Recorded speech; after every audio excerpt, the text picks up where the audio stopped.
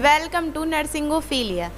आज हम आपको सबसे मोस्ट इम्पॉर्टेंट टॉपिक के बारे में बताएंगे कि जब पेशेंट आता है तो हम उसकी हिस्ट्री कैसे कलेक्ट करते हैं।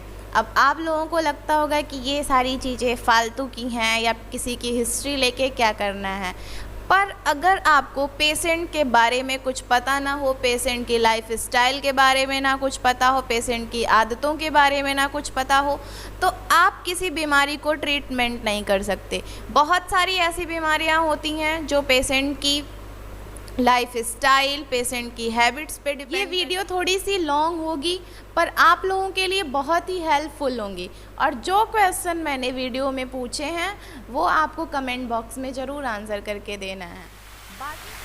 सबसे पहले हम पेशेंट का बायोडाटा देखते हैं। बायोडाटा में नेम, पेशेंट का नेम पूछते हैं कि आपका नाम क्या है। उसके बाद हम पूछते हैं ओपीडी नंबर। ओपीडी नंबर का मतलब होता है आउट पेशेंट डिपार्टमेंट। वो एक नंबर होता है जिसको हम हॉस्पिटल से मिलता है, जिसको हम फिल करते हैं। फिर आता है आईपीडी नंबर। आईपीडी मतलब इन पेशेंट डिपार्टमेंट। वो नंबर भी हॉस्पिटल के थ्रू हमको मिलता है, उस नंबर को भी हम फिल करते हैं। फिर आता है एज। हम पेशेंट से पूछते हैं आपकी उम्र कितनी है।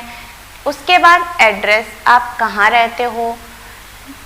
उसके बाद मैरिटल स्टेटस। मैरिटल स्टेटस में हम देखते हैं कि पेशेंट मैरिड है या अनमैरिड है। उसके बाद एजुकेशनल स्टेटस, पेशेंट ने कहाँ तक की पढ़ाई करी है।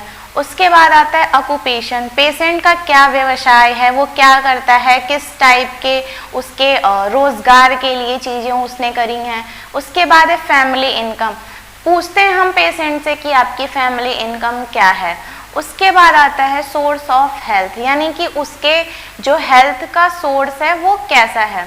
उसके बाद है एडमिशन डेट, अगर हमको पेशेंट को हॉस्पिटल में एडमिट करना होता है तो हम उसको उस डेट में हम उस डेट को लिखते हैं। फिर आता है आपका डिस्चार्ज डेट। डिस्चार्ज डेट, अगर हमने पेशेंट को एडमिट किया है 3 दिन, 4 दिन, 5 दिन, उसके बाद जब डिस्चार्ज करने की हेल्थ रिकवरी आती है, हेल्थ रिकवरी हो जाती है, उसके बाद जब हम उसको डिस्चार्ज करते हैं तो उसमें डिस्चार्ज की डेट फिल करते हैं। उसके बाद है कंसल्टिंग डॉक्टर। कंसल्टिंग डॉक्टर का मतलब ये कौन से डॉक्टर ने उस पेशेंट को डील किया है या उसका चेकअप किया है। नेक्स्ट आता है डायग्नोसिस। डायग्नोसिस का मतलब ये होता है कि पेशेंट जब आया तो डॉक्टर ने उसके लक्षणों के आधार पे, टेस्ट के आधार पे कौन सी बीमारी है उसका पता लगा के उस बीमारी का ट्रीटमेंट किया। उसके बाद है नेम ऑफ सर्जरी। अगर किसी भी बीमारी में पेशेंट को दवा के थ्रू ना ठीक करके सर्जरी करनी पड़ती है तो उस टाइम हम सर्जरी का नाम लिखते हैं कि कौन सी सर्जरी हुई है। नेक्स्ट है date of surgery. Date of surgery में जिस दिन सर्जरी होती है उसका हम डेट लिखते हैं। इतनी सारी इन्फॉर्मेशन के बाद अब हम अपने आते हैं नेक्स्ट स्टेप पे।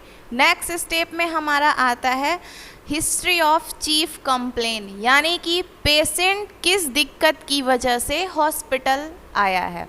जैसे अगर उसको फीवर हो रहा है, 1 हफ्ते से ज़्यादा खांसी आ रही है, तो वो अपनी समस्या को लेके हॉस्पिटल में आया है, तो हम पेशेंट से पूछते हैं आपको क्या क्या समस्या है, तो वो बताएगा। तो उस हिस्ट्री को हम लिखते हैं history chief complain. Next step पे अब हम आते हैं, उसमें हम देखते हैं हिस्ट्री ऑफ प्रेजेंट इलनेस, यानी कि प्रेजेंट में पेशेंट को कौन कौन सी समस्या है। ऑनसेट में हम देखते हैं पेशेंट किस समस्या से आया हुआ है। प्रेसिपिटेटिंग फैक्टर का मतलब ये होता है कि ऐसे फैक्टर जो उसकी डिजीज़ या उसकी प्रॉब्लम को हेल्प कर रहे हैं, बढ़ाने में ट्रिगर कर रहे हैं। उसके बाद आता है एलिवेटिंग फैक्टर। एलिवेटिंग फैक्टर का मतलब भी सेम प्रेसिपिटेटिंग फैक्टर की तरह होता है, बस ये होता है कि ये ऐसे फैक्टर होते हैं जो ट्रिगर ना करके एलिवेट करते हैं पेशेंट की प्रॉब्लम को। इसके बाद हम नेक्स्ट देखते हैं पॉइंट एनी अदर ट्रीटमेंट, यानी कि पेशेंट इस समस्या से राहत पाने के लिए कोई अलग से ट्रीटमेंट ले रहा है तो वो उस ट्रीटमेंट को हम मेंशन करते हैं। उसके बाद एनी अदर, अगर उसने कोई प्रोसीजर करवाया है या कुछ और ट्रीटमेंट में लिया है तो वो सारी चीज़ें हम मेंशन करते हैं। अब हम देखते हैं history of past illness. History of past illness में हम देखते हैं कि पेशेंट को प्रीवियस में यानी कि 2 साल 3 साल 4 साल पहले उसको कोई और बीमारी तो नहीं थी, कोई इन्फेक्शियस डिजीज़ तो नहीं थी, उसका ह्यूमनाइजेशन हुआ था कि नहीं हुआ था। जैसे बीच में कोविड हुआ था, कोविड चला था 1920 में, तो उस टाइम ह्यूमनाइजेशन करवाना कंपलसरी था। तो अगर पेशेंट को बार बार किसी चीज़ की समस्या हो रही है, रेस्पिरेटरी से समस्या हो रही है, तो हम उससे पूछेंगे कि आपने वैक्सीनेशन करवाया है कि नहीं करवाया। नेक्स्ट हम देखेंगे हॉस्पिटलाइजेशन, यानी कि पेशेंट प्रीवियस में किसी बीमारी से हॉस्पिटलाइज हुआ है कि नहीं हुआ है। नेक्स्ट हम देखते हैं इंजरी, पेशेंट को कोई इंजरी तो नहीं हुई है उसके पास्ट में। नेक्स्ट हम देखते हैं अक्यूट एंड क्रॉनिक इलनेस, यानी कि पेशेंट अक्यूट मतलब शॉर्ट टर्म के लिए और क्रॉनिक मतलब लंबे समय के लिए वो किसी बीमारी से तो ग्रसित नहीं था या बीमारी से कभी हॉस्पिटलाइज तो नहीं हुआ है। उसके बाद आता है हिस्ट्री ऑफ एलर्जी। हम पेशेंट से पूछते हैं कि आपको किसी भी चीज़ से एलर्जी तो नहीं है। एलर्जी के बहुत सारे टाइप्स हो सकते हैं, जैसे किसी को परफ्यूम से एलर्जी होती है, बहुत सारे लोगों को वेजिस से एलर्जी होती है, बहुत सारे लोगों को कास्टिक से एलर्जी होती है, मेडिसिन से एलर्जी होती है। तो वो एलर्जी के टाइप्स हम पेशेंट से पूछते हैं। अगर पेशेंट को पता होता है तो वो उसके हिस्ट्री में लिखते हैं, अगर पेशेंट को नहीं पता होता है तो हम लिखते हैं नो एनी सिग्निफिकेंट फाउंड। अब हम चलते हैं नेक्स्ट स्टेप पे। नेक्स्ट स्टेप में हमारा आता है हेल्थ फैसिलिटी, यानी कि आप जहाँ रहते हो, किसी गांव में, किसी शहर में या किसी टाउन में, वहाँ से आपके घर से हेल्थ फैसिलिटी कितने डिस्टेंस पे है, किस टाइप की हेल्थ फैसिलिटी है और आप किस ट्रांसपोर्ट सिस्टम का यूज़ करते हो। सपोज़ अगर आप किसी गांव में रहते हो तो उस गांव में CSC PSC कितनी दूरी पे है, तो टाइप में लिखेंगे हम कि CSC या PSC। डिस्टेंस में लिखेंगे हम इस 3 किलोमीटर 4 किलोमीटर जिस डिस्टेंस पे आपकी हेल्थ फैसिलिटी हो। नेक्स्ट हम देखते हैं अपना व्हीकल या ट्रांसपोर्ट सिस्टम। आप किस ट्रांसपोर्ट सिस्टम का यूज़ करते हैं हेल्थ फैसिलिटी तक जाने के लिए। नेक्स्ट स्टेप आता है हमारा इन्वायरमेंटल हाइजीन। इन्वायरमेंटल हाइजीन में हम देखते हैं कि पेशेंट का जो इन्वायरमेंट है, यानी कि वो किस टाइप के घर में रहता है, उसके घर में इलेक्ट्रिसिटी प्रॉपर आती है कि नहीं आती है, पेशेंट का जो ड्रेनेज सिस्टम है यानी कि जो नाली है वो कैसी है, और नेक्स्ट हम देखते हैं ड्रिंकिंग वाटर, यानी कि वो किस तरीके का पानी पीता है। जैसे किसी को हैंडपम्प, किसी के यहाँ कुआं, किसी के यहाँ RO, जिस भी फैसिलिटी का वो यूज़ करता है वो हम पूछते हैं, क्योंकि बहुत सारी जो बीमारियां होती हैं वो वाटर से, इन्वायरमेंट अच्छा ना होने की वजह से, अगर हम अपने घर के आसपास की सफाई ना रखें, नालियाँ खुली रखें, तो उससे भी हमको बीमारियां होने के चांसेस होते हैं। इसलिए हम पेशेंट की हिस्ट्री में ये सारी चीज़ें मेंशन करते हैं। नेक्स्ट हम आते हैं पर्सनल हाइजीन। पर्सनल हाइजीन में हम देखते हैं कि पेशेंट का ओरल हाइजीन, यानी कि पेशेंट अपनी ओरल हाइजीन मेंटेन करता है कि नहीं करता है। पेशेंट अपनी बॉडी हाइजीन, यानी कि बाथ नहाता है कि नहीं नहाता है। तो ये सारी चीज़ें भी इन्फेक्शन को बढ़ावा देती हैं। अगर ऐसा कोई केस मिलता है, अगर ऐसी कोई हिस्ट्री मिलती है, तो हम पेशेंट को सजेस्ट करते हैं कि आप अपनी हाइजीन को मेंटेन करके रखें। नेक्स्ट स्टेप में हम देखते हैं डाइट। पेशेंट किस टाइप की डाइट लेता है। जैसे आजकल का जो ट्रेंडी दौर चला है फास्ट फूड, जंक फूड खाने का, उससे बहुत सारी समस्याएं हो रही हैं। जैसे लेडीज़ में अगर देखें हम तो PCOD, PCOS, तो जंक फूड खाने से ही बहुत सारी बीमारियां उत्पन्न होती हैं। हमारी लाइफ स्टाइल बहुत मैटर करती है किसी डिज़ीज़ को कॉज होने में। तो ऐसा हम कर सकते हैं कि अपनी लाइफ स्टाइल को अच्छा करके हम बहुत सारे रोगों से बच सकते हैं। जैसे हमको सुबह उठ के एक्सरसाइज करनी चाहिए, हमको हेल्दी डाइट लेनी चाहिए, हमको मेडिटेशन करना चाहिए। ये सारी चीज़ें हमको एक अच्छा हेल्थ के लिए, अच्छी हेल्थ के लिए करनी चाहिए।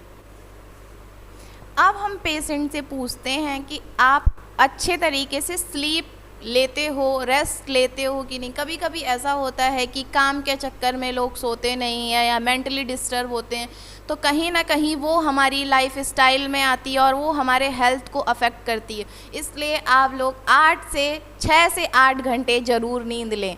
उसके बाद आता है एलिमिनेशन। एलिमिनेशन का मतलब होता है अपनी बॉडी से वेस्ट प्रोडक्ट को बाहर निकालना।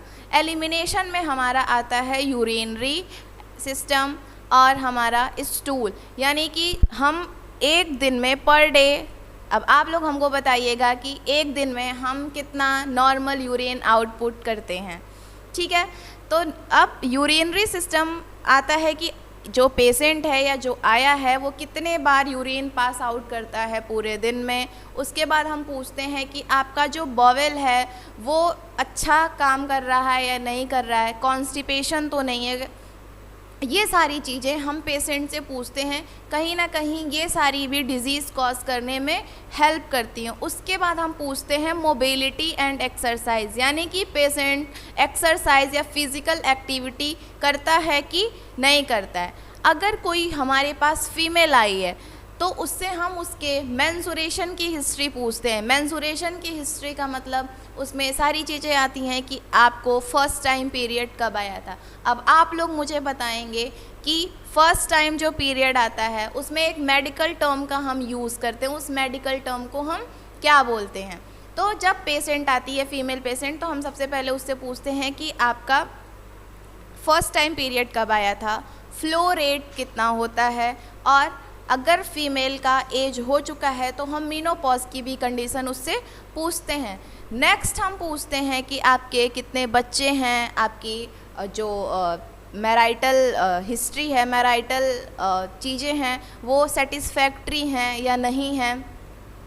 तो ये सारी चीज़ें हमारे मेंटल पे इम्पैक्ट डालती हैं, तो इन सारी चीज़ों का भी हमको ध्यान देना पड़ता है। नेक्स्ट हम बोलते हैं जनरल हेल्थ, यानी कि जब पेशेंट आया तो उसका हम जनरल हेल्थ पूछते हैं कि जैसे देखने में ही लगे पेशेंट की उसके बॉडी के अंदर कुछ इम्प्लांट किए गए हों, या हैंडीकैप्ड है या डिसेबल है, तो ये सारी चीज़ें हम जनरल हेल्थ में देखते हैं। उसके बाद हम पूछते हैं उससे कि आप कोई सब्सटेंस का यूज़ नहीं करते। अब सब्सटेंस, आप लोग सोचेंगे कि सब्सटेंस क्या है। सब्सटेंस का मतलब जो आज की यंग जनरेशन है, ड्रिंक, अल्कोहल, टोबैको, स्मोकिंग, जो ये शौक कर रहे हैं, तो उसी सब्सटेंस की बात मैं कर रही हूँ, क्योंकि वो सब्सटेंस हमारे बॉडी पे बहुत ही बैड इफ़ेक्ट डालते हैं। तो हम पेशेंट की हिस्ट्री में ये सारी चीज़ें भी पूछते हैं। अब हम नेक्स्ट स्टेप पे आते हैं। नेक्स्ट स्टेप हमारा ये फिज़िकल असेसमेंट। फिज़िकल असेसमेंट में हेड टू टो हम एग्ज़ामिनेशन करते हैं। हेड टू टो का एग्ज़ामिनेशन का मतलब हम स्किन कलर देखते हैं, उसके लिप्स देखते हैं, उसकी बॉडी देखते हैं, जिससे हमको पता चलता है कि पेशेंट में क्या क्या समस्याएं हैं बिना किसी टेस्ट किए।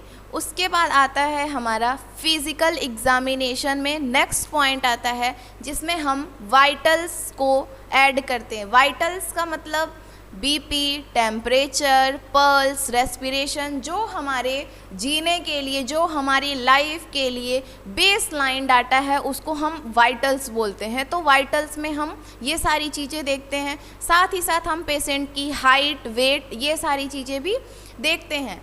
उसके बाद अगर पेशेंट केस स्टडी के दौरान, केस स्टडी अगर हम कर रहे हैं तो उसमें अगर पेशेंट किसी सिस्टम से अफेक्टेड है, यानी कि उसके पेट में कोई दिक्कत है, जैसे कि एब्डोमिनल परफोरेशन केस है, तो हम उसमें डाइजेस्टिव सिस्टम का पूरा सारी चीज़ें एग्ज़ामिनेशन में लिखेंगे।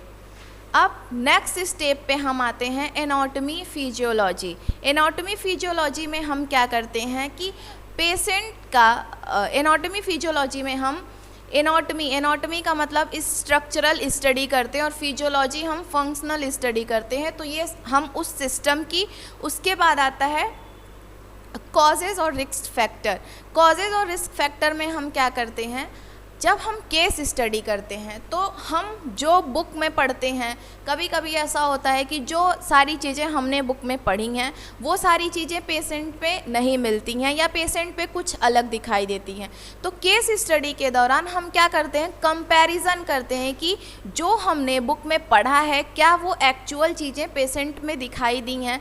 तो एक साइड हम लिखते हैं कि अकॉर्डिंग टू बुक और नेक्स्ट साइड हम लिखते हैं सीन इन पेशेंट, यानी कि हमने जो बुक में पढ़ा है वो हम बुक वाला मेंशन करेंगे। उसके बाद हम देखते हैं कि पेशेंट में कौन कौन सी चीज़ें हमको दिखाई। हमारा नेक्स्ट स्टेप आता है डायग्नोस्टिक इवैल्यूएशन। डायग्नोस्टिक इवैल्यूएशन का मतलब होता है कि उस डिज़ीज़ को हम फाइंड आउट करने के लिए कौन कौन से टेस्ट किए हैं, उस टेस्ट को हम मेंशन करते हैं। जैसे ही फाइंड आउट हो गया कि ये बीमारी है, उसके बाद हम ट्रीटमेंट करते हैं। ट्रीटमेंट में जो चीज़ें, अगर हमने उसकी मेडिसिन से ट्रीटमेंट की है तो वो हम मेडिसिन्स देखते हैं। अगर हमको उस बीमारी को ठीक करने के लिए सर्जिकल मैनेजमेंट किया गया है तो हम उस सर्जरी का नाम लिखते हैं।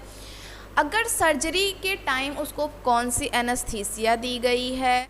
सर्जिकल मैनेजमेंट के बाद हम जो मेडिसिन्स ट्रीटमेंट के लिए दिए होते हैं उसके बारे में, रूट कौन सा है, डोज कौन सा है, उसके साइड इफ़ेक्ट क्या क्या हैं और नर्सिंग रिस्पॉन्सिबिलिटी क्या क्या है, ये सारी चीज़ें देखते हैं। उसके बाद हम पेशेंट का डाइटरी मैनेजमेंट। डाइटरी मैनेजमेंट का मतलब पेशेंट डाइट में क्या लेता है या उसको डिज़ीज़ को ट्रीट करने के लिए हमको उसको कैसी डाइट देनी है, इन सारी चीज़ों के बारे में बताते हैं।